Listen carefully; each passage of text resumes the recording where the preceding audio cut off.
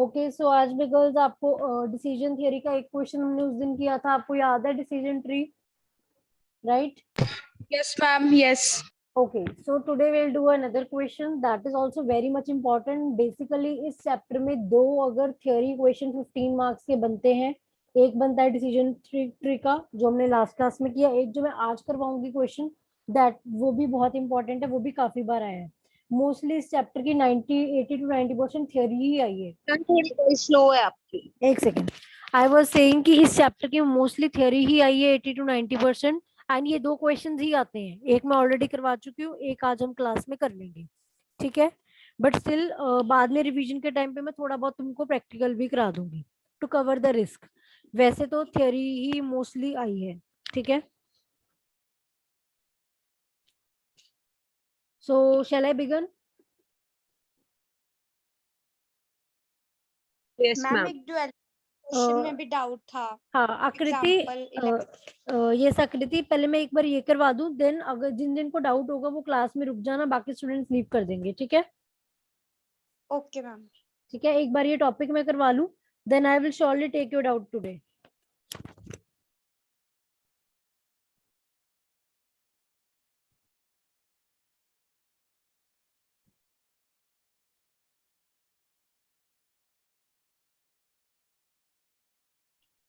Yes girls, आपको मेरी screen show हो रही है? Yes, ma'am. Yes ma'am.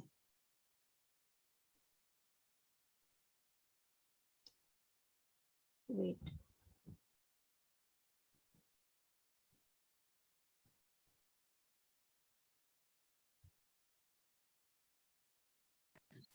Okay. So हमारा जो आज का क्वेश्चन है that is decision making under risk and uncertainty, ठीक है? सो आपको ये क्वेश्चन बहुत बार पेपर में आता है 15 मार्क्स में, what is decision making under risk and uncertainty, कि रिस्क और अनसर्टेनिटी की सिचुएशन में कैसे डिसीजन लिया जाता है। आपको सूटेबल एग्जांपल्स लेके ये क्वेश्चन करना है, राइट? सो मैं भी आपको एग्जांपल्स के थ्रू ही करवाऊंगी, ठीक है? जैसे हमने लास्ट क्वेश्चन भी आपको याद होगा, डिसीजन ट्री भी हमने एग्जांपल्स के थ्रू ही किया था, right? You remember? Yes ma'am. Yes, ma'am. चलो, सो या so what is decision making under risk and uncertainty, ये क्या होता है? पहली बात तो जब डिसीजन मेकिंग की सबसे पहले इंट्रो करेंगे, वो हम ऑलरेडी वैसे थोड़ा बहुत डिस्कस कर चुके हैं। डिसीजन मेकिंग एक एवरीडे प्रोसेस है लाइफ का। मैनेजर्स को बहुत सारे डिसीजंस लेने पड़ते हैं बिजनेस से रिलेटेड, राइट? सो एक डिसीजन जो है वो क्या होता है बेसिकली, अगर मैं आपको बोलूं कि डिसीजन क्या है, decision is the selection of, जो एक डिसीजन मेकर एक सिलेक्शन करता है जो उसके हिसाब से बेस्ट चीज होती है among the various available options, right? अगर मैं आपको कहूं कि आप एक लैपटॉप खरीदो, तो उसमें आप डिसीजन कैसे लोगे, आप क्या करोगे?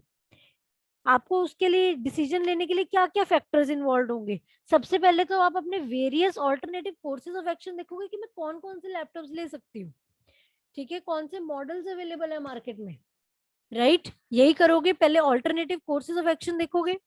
अगर आपको ऑप्शन ही नहीं पता, आप चूज क्या करोगे? चूज तो हमेशा हम ऑप्शन से ही करते हैं ना, राइट? Yes ma'am. Yes, पहले ma'am. आप ये देखोगे कि आपके पास ऑल्टरनेटिव कोर्सेज ऑफ एक्शंस है क्या। आप देखोगे मार्केट में कौन कौन से लैपटॉप्स आजकल चल रहे हैं, यू विल सी एचपी है, डेल है, एसस है, एंड जो है और भी जो एप्पल का लैपटॉप है, बहुत सारे लैपटॉप्स होते हैं, राइट? सो तुम उसको पहले ऑल्टरनेटिव कोर्सेज हम बनाएंगे, देन हम क्या करते हैं बेसिकली, जैसे आइडेंटिफाई करते हैं ना पॉसिबल आउटकम्स क्या है या स्टेट ऑफ नेचर। अब ये जो स्टेट ऑफ नेचर का पॉइंट है ना, ये जब मैं आपको एग्जांपल दूंगी, एग्जांपल करवाऊंगी आपको, तभी ज्यादा क्लियर हो जाएगा कि स्टेट ऑफ नेचर क्या होता है। वैसे मैं इन जनरल आपको बता देती हूँ, state of nature is like कि जैसे अगर मैं कई बार बोलती हूँ कि सपोज कर लो कि अगर मैं किसी प्रोडक्ट की एग्जांपल लूं, मैम स्लो हो गई है वॉइस काफी। एक सेकंड गर्ल्स, एक minute wait a second.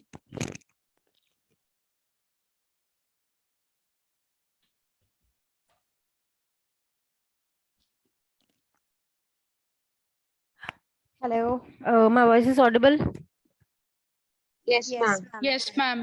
Okay, so I was saying कि if I talk about the state of nature, state of nature क्या होता है?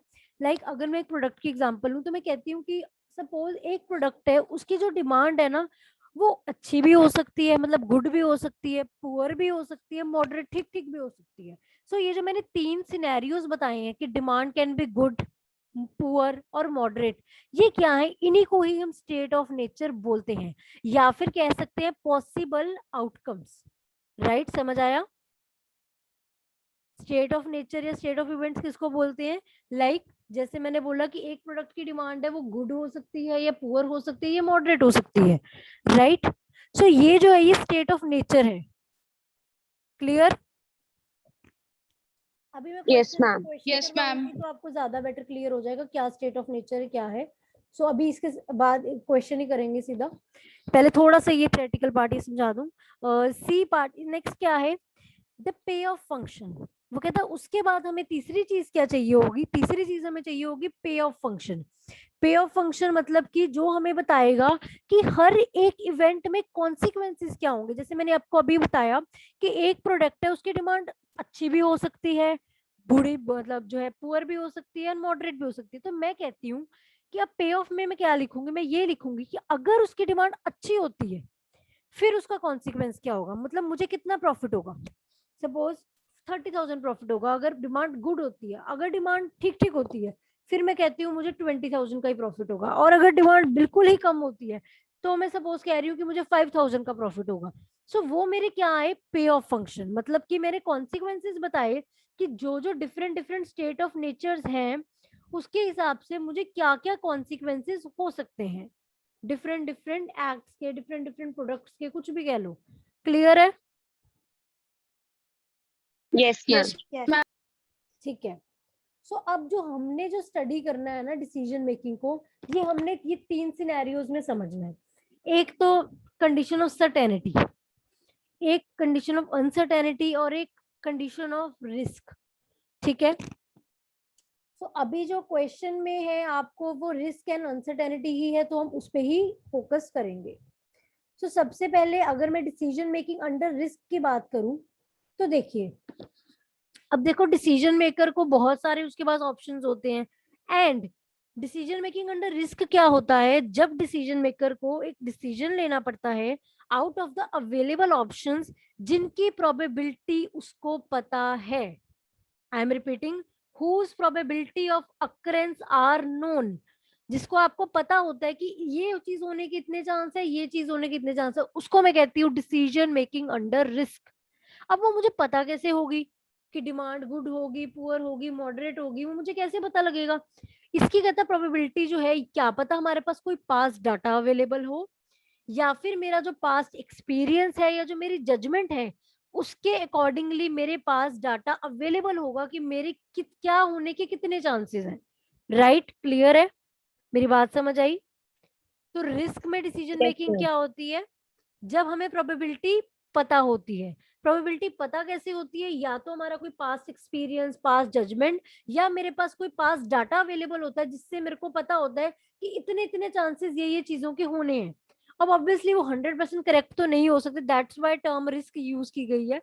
रिस्क तो है ही है, बट स्टिल मेरे पास डाटा अवेलेबल होता है काफी हद तक कि ये चीज होने का इतना चांस है, ये चीज होने का इतना चांस है।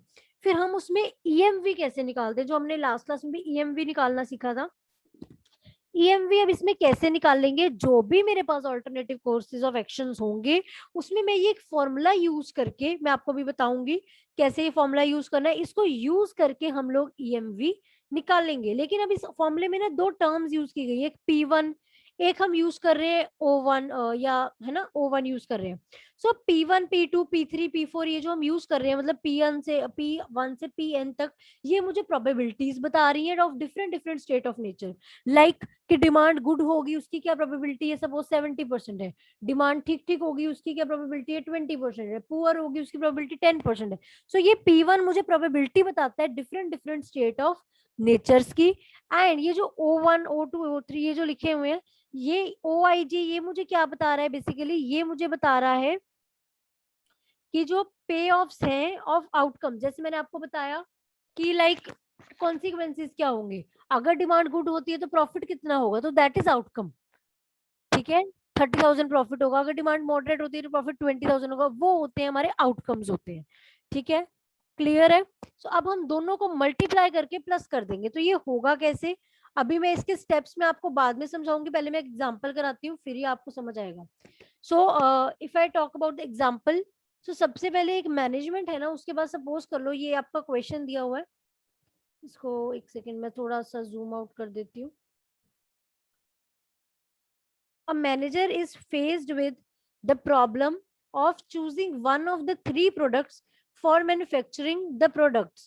So basically उसको उसके पास ना प्रॉब्लम है कि उसको तीन में से एक प्रोडक्ट चूज करना है, किसको बनाए, और जो तीनों की पोटेंशियल डिमांड है वो या तो कहता गुड हो सकती है, या मॉडरेट हो सकती है, या पुअर हो सकती है। सो ये जो तीनों पॉसिबिलिटीज है ये स्टेट ऑफ नेचर की, उनको उनकी जो प्रोबेबिलिटीज है ना वो ये दी हुई है कि लाइक प्रोडक्ट अगर गुड, मतलब अगर मैं एक्स प्रोडक्ट बनाती हूँ तो उसकी डिमांड गुड होने की कितनी प्रोबेबिलिटी है?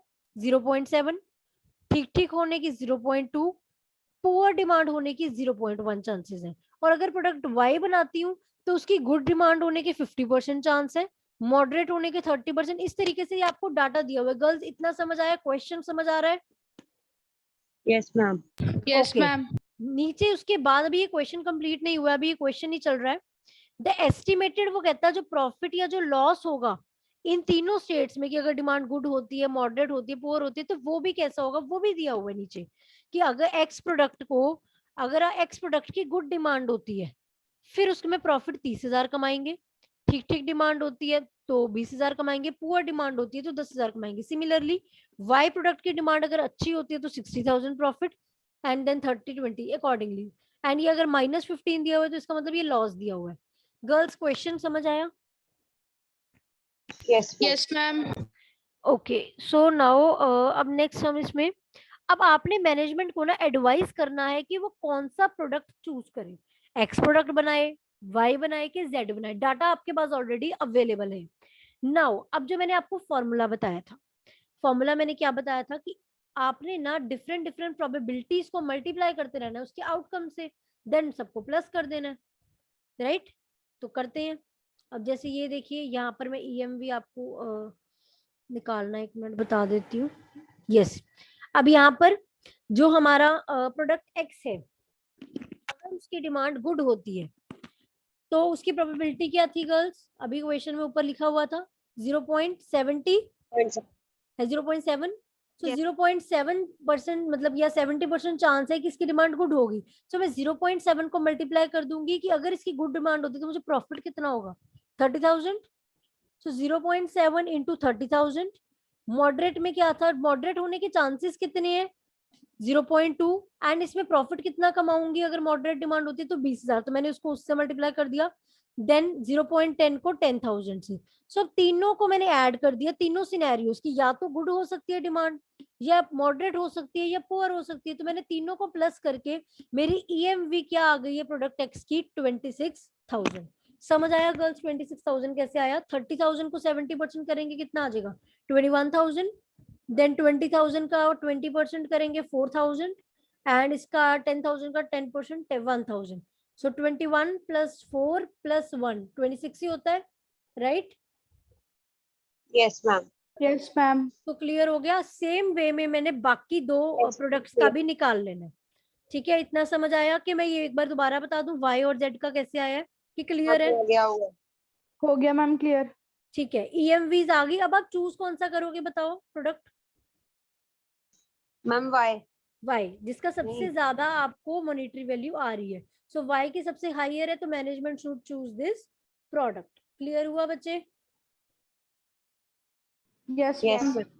तो अब इसी को ही आपने ना स्टेप्स के फॉर्म में लिख लेना, थ्योरी फॉर्म में कंस्ट्रक्ट करना है। सबसे पहले कहता है पे ऑफ मैट्रिक्स बना लीजिए जिसमें डिफरेंट कोर्स ऑफ एक्शन भी लिखे हुए हैं, स्टेट ऑफ नेचर भी लिखी हुई है। फिर आपने वो जो पे ऑफ आपके आए हैं उसको प्रोबेबिलिटीज के सामने लिख लीजिए। मतलब 0.7 प्रोबेबिलिटी है एंड 30,000 उसका लाइक वो है कि प्रॉफिट होने के चांस है। सिमिलरली हमने लिख लिया, देन उनको आपस में मल्टीप्लाई कर देना है, देन उन वैल्यूज को एड अप करके आपने देख लेना है कि आपकी क्या क्या एक्सपेक्टेड वैल्यूज आ रही हैं। सो जिसमें आपको on the basis of EMV, जिसका सबसे ज्यादा ईएमवी होगा वो आपका बेस्ट कोर्स ऑफ एक्शन हो जाएगा। क्लियर है? Yes, ma'am. तो वही सेम चीज को मैंने स्टेप्स की फॉर्म में लिखा है, क्लियर है, राइट? Yes, ma'am. तो इसके बाद अब आपका ये वाला हो गया है पॉइंट। नाउ यस, अब एक और मेथड है इसको करने का। पहला मेथड जो हमने एक कर लिया वो ईएमवी के हिसाब से जब हमने किया है।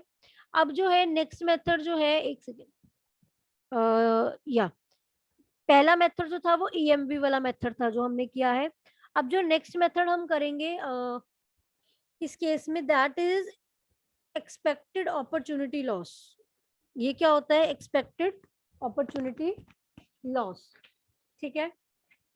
अब ये कैसे Ma'am, voice slow हो गई आपकी। एक सेकेंड बच्चे। सो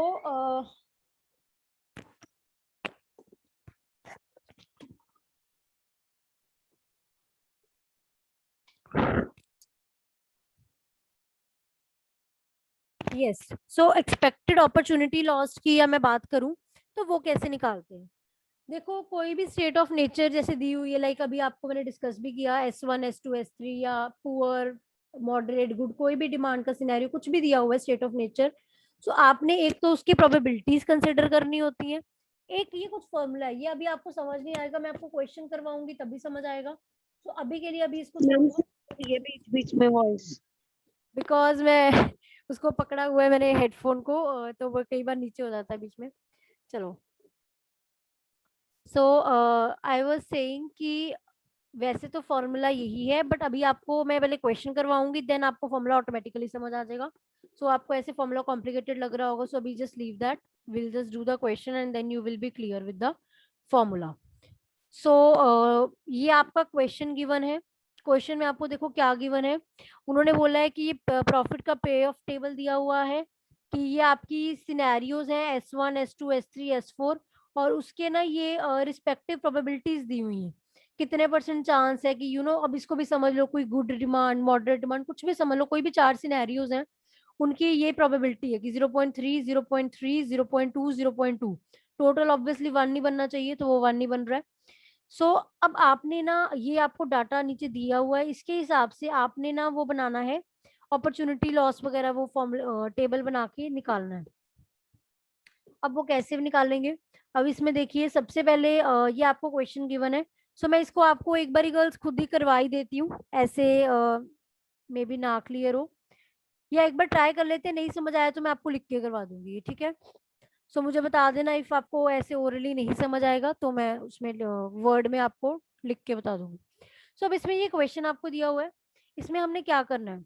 अब आपने क्या करना है, आपने एक स्टेट ऑफ जैसे S1 है, ये आपको दिया हुआ है, आपने इसमें ना जो तीनों आपको प्रॉफिट्स या कुछ भी जो भी आपको दिया हुआ है डाटा, इनमें से सबसे हाईएस्ट वाला चूज करना। सबसे हाईएस्ट क्या है S1 कॉलम में? 16। आपने अब क्या करना है, तीनों को 16 में से माइनस करनी है वैल्यूज। मतलब देखिए, जैसे कि 16 माइनस 16 0 हो जाएगा, देन 16 माइनस 12 4, 16 माइनस 10 6। समझ आया? ये 0 4 6 आ गया। ये अब Yes, आपका ma'am. गर्ल्स क्या है? ये आपका है अपॉर्चुनिटी लॉस, या इसको हम रिग्रेट टेबल बोलते हैं, या अपॉर्चुनिटी लॉस टेबल बोलते हैं, ठीक है। ऐसे ही आपने बाकी प्रोडक्ट्स के भी निकाल लेने हैं, जो आपके बाकी दो दिए हुए हैं, बाकी सिनेरियोज के, सॉरी। इसमें सबसे ज्यादा हाईएस्ट वैल्यू क्या है? 13।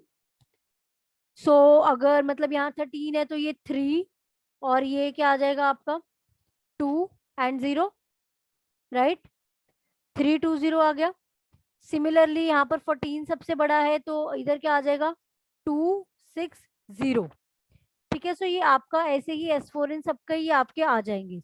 देन आपने क्या करना है, अब आपने अगर एक्ट A1 या जैसे प्रोडक्ट A1 कुछ भी है, उसकी प्रोबेबिलिटी आपने निकालना है उसके बारे में कि उसका कितना अपॉर्चुनिटी लॉस। हमने पता क्या करना होता है, देखो गर्ल्स, प्रॉफिट है या पे ऑफ मैट्रिक्स है, उसको तो हम मैक्सिमाइज करते हैं, लेकिन जो अपॉर्चुनिटी लॉस होता है, लॉस को तो हम मिनिमाइज ही करेंगे। बेसिकली हम पता क्या निकाल रहे हैं, हम यहाँ पर निकाल रहे हैं कि तीनों एक्ट्स में या कह लो तीनों प्रोडक्ट्स में कितना कितना लॉस होने का चांस है। देन हम लास्ट में मैक्सिमम वाला नहीं चूज करेंगे, हम वो वाले चूज करेंगे जिसमें सबसे कम लॉस हो रहा है, राइट? समझ आई मेरी बात? क्योंकि ये अपॉर्चुनिटी Yes, लॉस टेबल है, ma'am. दैट्स वाई मैंने यहाँ पर माइनस भी किया है, ठीक है। सबसे पहले हर कॉलम में से लार्जेस्ट वैल्यू सिलेक्ट करी, उसको सब में से माइनस किया। इस कॉलम की 16 थी तो 16 में से माइनस कर दिया, इस कॉलम की 13 हाईएस्ट वैल्यू थी, इसकी 14, इसकी 12, अकॉर्डिंगली उनमें से माइनस कर दिया। देन आपने क्या करना है, प्रोबेबिलिटीज आपको क्वेश्चन में गिवन थी 0.3, 0.3, 0.2, 0.2, राइट। आपने अब क्या करना है, अब हर एक एक्ट का अपॉर्चुनिटी लॉस निकालने के लिए, एक्सपेक्टेड अपॉर्चुनिटी लॉस निकालने के लिए, अब एक्ट A1 है, इसको 0.3 को पहले मल्टीप्लाई कर दो 0 से, देन प्लस करके 3 को मल्टीप्लाई कर दो 0.3 से, देन सॉरी 2 को मल्टीप्लाई कर दो 0.2 से, 5 को मल्टीप्लाई कर दो 0.2 से, आपस में सबको प्लस कर दो। तो A1 प्रोडक्ट या एक्ट जो भी है उसका आपको टोटल अपॉर्चुनिटी लॉस पता लग जाएगा। चारों सिनेरियोस को ऐड कर दिया ना, उसमें भी तो यही कर रहे थे बट उसमें प्रॉफिट को ले रहे थे। ये देखो इसमें भी सारे सिनेरियोस को अगर एक्स प्रोडक्ट दिया हुआ था, सबको एंड में प्लस करके ईएमवी आ रहा था, राइट। अब इसमें अपॉर्चुनिटी लॉस भी कैसे आएगा, समझ आ रहा है गर्ल्स। उसमें और इसमें पता क्या फर्क है, उसमें ना Yes, तीनों ma'am, की आ रहा है। अलग अलग अलग प्रोबेबिलिटीज दी हुई थी कि प्रोडक्ट A1 की इतनी प्रोडक्ट प्रोबेबिलिटी है, इसकी इतनी। अब इसमें ना इसकी तीनों की एक ही प्रोबेबिलिटी है, चाहे प्रोडक्ट A1 है, प्रोडक्ट A2 है, A3 है। वो कहता S1 स्टेट ऑफ नेचर में प्रोबेबिलिटी सबकी 0.3 है, तो 0.3 को इधर 0 से मल्टीप्लाई किया, इधर 4 से मल्टीप्लाई किया, नीचे 6 से मल्टीप्लाई किया, ऐसे ही इनको मल्टीप्लाई करते रहना। 3 को 0.3 से, 2 को 0.3 से, 0 को इस तरीके से लिख लेना है, देन आपस में प्लस करके सबकी वैल्यूज निकाल लेनी है। गर्ल्स समझ आया? इफ यू वांट मैं इसको वर्ड फाइल में लिख Ma'am. दूं, समझ आ रहा है? Yes, ma'am. एंड हमने चूज कौन सा करना है जिसका सबसे मिनिमम लॉस होगा। सबसे मिनिमम किस एक्ट का आ रहा है, 1.8 सी A3 का आ रहा है, so we will choose A3 act. Clear है? Yes, ma'am. एक बार इसको गो थ्रू कर लो, I just stop here for 1 minute, just go through it and tell me अगर आपको इसमें कोई भी प्रॉब्लम है तो।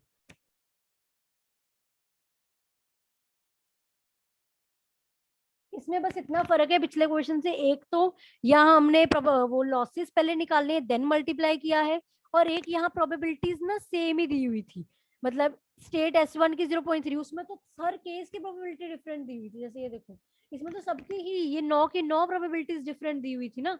यहाँ पर जैसे गुड का उन्होंने एक ही दे दी, 0.70 ही सपोज दे देता कि चाहे प्रोडक्ट एक्स है, वाई है, जेड है, गुड की प्रोबेबिलिटी 70% चांसेस ही है गुड डिमांड होने की। सो एक तरह ये वैसे का केस है, तो थोड़ा सा आपको डिफरेंट लग रहा होगा।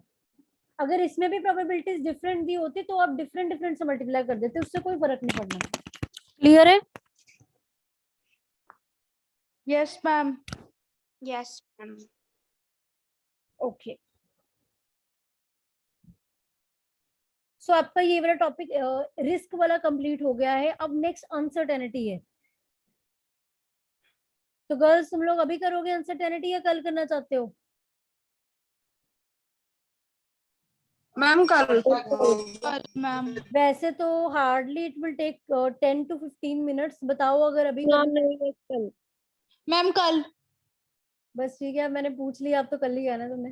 ओके Yes, चलो। ma'am. अच्छा अच्छा, एक सेकेंड, बस 1 मिनट मुझे ये बात बताने दो।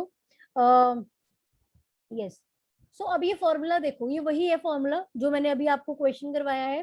फॉर्मूला कैसे बना है, अब जैसे एक्ट A1 का हमने कैसे निकाला है, प्रोबेबिलिटी को मल्टीप्लाई किया, किससे मल्टीप्लाई किया, जो एक कॉलम की मैक्सिमम वैल्यू है माइनस जो उस कॉलम में वैल्यू दी होती है, वही कर रहे हैं। मैंने क्या किया, यहाँ पर आ जाते हैं 2 मिनट। प्रोबेबिलिटी 0.3 को मल्टीप्लाई किससे किया, कौन सी वैल्यू से, जो कैसे आई है, इस कॉलम की मैक्सिमम वैल्यू माइनस इस कॉलम में जो वैल्यू इस पर्टिकुलर जगह पे जो वैल्यू दी हुई थी। समझ आया?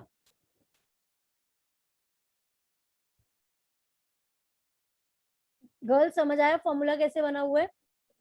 क्या किया, probability Yes, of ma'am. S1 multiply किससे हम कर रहे हैं, हमने कैसे निकाला है, आपने बस वही चीज है, आपने निकाला कैसे है, 0.3 प्रोबेबिलिटी को मल्टीप्लाई किससे किया, 0 0 कैसे आया था, 0 आया था कॉलम की मैक्सिमम वैल्यू माइनस जो क्वेश्चन की वैल्यू उस पॉइंट में दी हुई थी, राइट।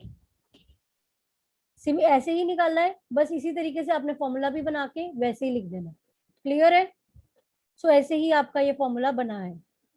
ऐसे ही आपने M2 लेके, मतलब जो सेकंड कॉलम की मैक्सिमम वैल्यू है उसमें से उसकी value minus then probability multiply, वही है। उसको बस फॉर्मूले की वे में लिखा हुआ है, क्योंकि आप पहले क्वेश्चन सीधा क्वेश्चन से नहीं ना शुरू करोगे, पहले आप फॉर्मूला भी तो एक्सप्लेन करोगे, दैट्स व्हाई मैं आपको फॉर्मूला भी समझा रही हूँ. Clear to you girls? Yes, ma'am. Okay Yes, ma'am. Okay ठीक है. सो हमारा कल ये चैप्टर ओवर हो जाएगा एंड देन हम फ्रॉम मंडे ट्रांसपोर्टेशन स्टार्ट करेंगे. ठीक है. Okay, ma'am. वैसे हम कल भी कर सकते थे ट्रांसपोर्टेशन स्टार्ट, चलो वो कोई बात नहीं, देख लेंगे टाइम के हिसाब से. अगर टाइम हुआ तो थोड़ा सा इंट्रो दे दूंगी ट्रांसपोर्टेशन की, जस्ट इंट्रो थ्योरी पार्ट. चलो ओके. सो हाँ जी. सो मैं एक बार आपकी अटेंडेंस ले लूँ गर्ल्स, देन आप लीव कर देना, और जिस जिसको वो पॉइंट समझने हैं मेरे से वो यहाँ पर क्लास में रुक जाएं, या मैं एक बार दोबारा ही क्लास स्टार्ट कर लेती हूँ बिकॉज ये आई थिंक 10 मिनट्स में ओवर भी हो जाएगी. Okay let me just take the attendance first, then girls आप लोग लीव कर देना एंड जिसने रुकना होगा वो रीज्वाइन कर लेना. ठीक है. Okay, ma'am. हाँ जी.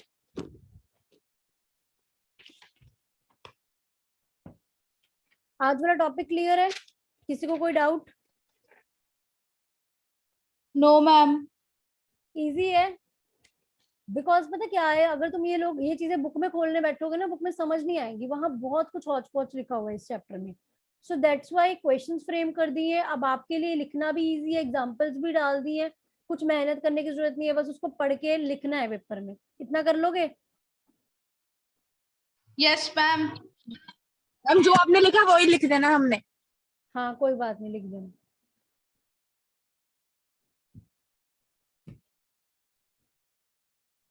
चलो. सो आज 21 है राइट? हाँ 4499 4502. अच्छा खुद ही बोल दो अटेंडेंस फटाफट खत्म करें. 4504 present. 05 present. 4505 people. Okay Sumiti आप फटाफट बोल दो अटेंडेंस जो बच्चे I'm प्रेजेंट हैं. 41, 41 then 46, 47, 49, 46 47 49 50, 51, 52, नेक्स्ट 53, 56, 57, नेक्स्ट 61, 64, 66, 61 64 66 67, 67 71, 72, हाँ जी 73, नेक्स्ट 76, 78, 79, एक सेकंड 76 78, 78 79 हाँ जी 80, 86, 80 86 96, 98, 96 98 06. 06 मैम बस इतना ही है. और मैम 02 भी है. 4502. 4502 यस जैस्मिन. मैम. ओके ठीक है. हो गई सबकी? कोई रह तो नहीं गया गर्ल्स? यस मैम हो गई डन. सब. ठीक है. ओके गर्ल्स मैं एक बार मीटिंग एंड कर रही हूँ एंड दोबारा रीस्टार्ट करूंगी. जो जो बच्चे डाउट्स है जिनको डुअलिटी में, तो वो रिज्वाइन कर लेना. ठीक है. Okay, ma'am. Okay ma'am. Okay